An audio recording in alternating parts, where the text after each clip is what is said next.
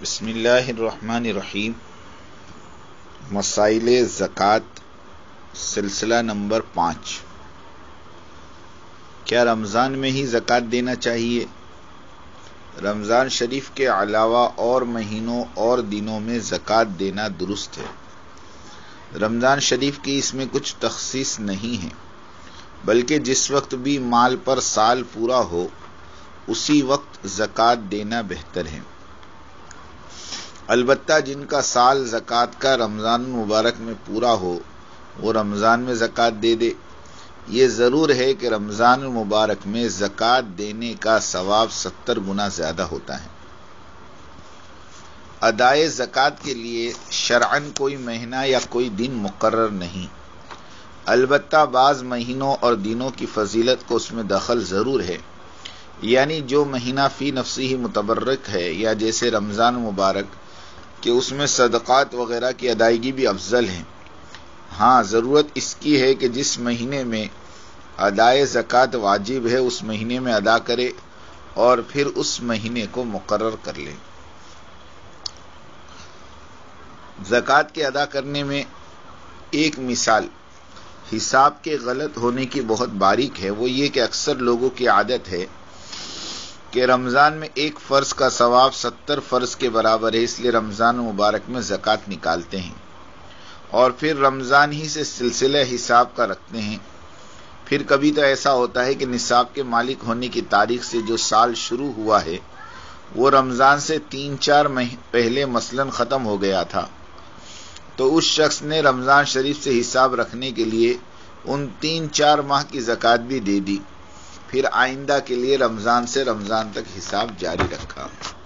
اور کبھی ایسا بھی ہوتا ہے کہ رمضان سے 3-4 ماہ بعد سال ختم ہوتا ہے، تو یہ رمضان میں زکوٰۃ ادا کر کے اپنے کو جلدی سے سبکدوش سمجھ لیتا ہے، مگر غلطی اس میں یہ ہوتی ہے کہ جب رمضان میں یہ شخص زکوٰۃ نکالتا ہے تو جتنا مال رمضان میں اس کی ملک میں ہے اسی کی زکوٰۃ نکالتا ہے،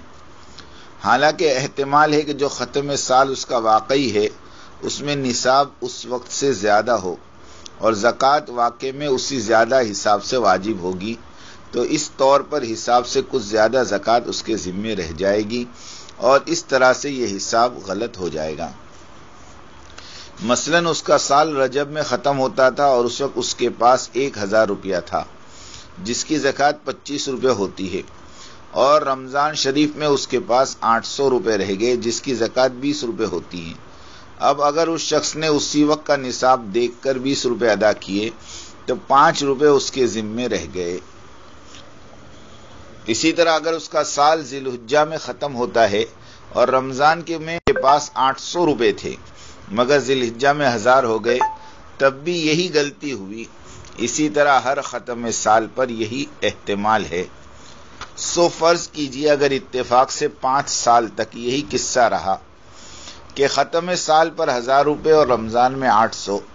تو 5 روپیہ سال میں جمع ہو کر 5 سال میں 25 روپے اس کے ذمے زکوٰۃ واجب رہے گی۔ تو یہ ایسا ہو گیا جیسے 5 سال میں 4 سال کی زکوٰۃ دی اور 1 سال کی نہ دی۔ اس لیے ضرور ہے کہ ختم سال پر کے نصاب کو ضرور دیکھا جائے اور اس کی زکوٰۃ کی مقدار کو یاد رکھیں۔ پھر اگر سال رمضان سے پہلے ختم ہو تو رمضان میں اس کی مقدار کے برابر خیال کر کے زکوٰۃ دے، اور رمضان کے بعد سال ختم ہوتا ہے تو رمضان میں جتنا انداز سے دیا ہے اس کو یاد رکھیں اور پھر ختم سال پر جتنی مقدار زکوٰۃ کی اس ادا کی ہوئی کو اس سے ملا دے۔ اگر کچھ ادا کرنے سے رہ گیا ہو تو پورا کرے، زیادہ دے دیا ہے تو اگلے سال میں لگا لینا جائز ہے۔ یہ مسئلہ سمجھنے کی کوشش کریں کہ ہماری جو صاحب نصاب بننے کی تاریخ یعنی مالدار بننے کی تاریخ ہے اس تاریخ کو یاد رکھیں اور اسی تاریخ کو ہم ہر سال کا حساب کریں، چاہے زکوٰۃ رمضان میں دیں۔ اگر رمضان پہلے آ رہی ہے تو ایڈوانس میں زکوٰۃ دے دے، اور اگر رمضان بعد میں آ رہی ہے تو 2-4 مہینے رک جائیں، لیکن اپنی زکوٰۃ کا حساب تو ہمارے ساتھی اسی دن کریں، اس دن جتنی زکوٰۃ واجب ہوتی ہے۔ اگر اس دن میرے اوپر 10,000 کی زکوٰۃ ہے تو میرے اوپر 10,000 کی زکوٰۃ واجب ہو، کہیں ایسا نہ ہو کہ اس ٹائم 10,000 ہو اور پھر جب رمضان آوے اور کچھ پیسہ جو ہے ہمارا خرچ ہو جاوے یا ادھر ادھر ہو جاوے اور رمضان میں ہم حساب کریں تو ہماری 8,000 کی زکوٰۃ نکل رہی، نہیں، رمضان کا حساب نہیں ہوگا، اس تاریخ کا حساب ہوگا، ورنہ 2000 روپے کی زکوٰۃ اس کے ذمے واجب الباقی رہ جائے گی۔ اس لیے مہربانی کر کے اپنے سال کی کوئی نہ کوئی تاریخ، جس تاریخ کو میں مالدار بنا، صاحب نصاب ہوا، بہتر تو ہے کہ وہی تاریخ ہو۔ اگر کسی کو یہ تاریخ یاد نہیں ہے بلکہ برسوں سے ان کے گھروں کا معمول ہے کہ وہ رمضان میں ہی زکوٰۃ نکالتے ہیں اور تاریخ بالکل یاد نہیں ہے، تو ان کے لیے بہتر ہے کہ اس وقت کوئی تاریخ طے کر لیں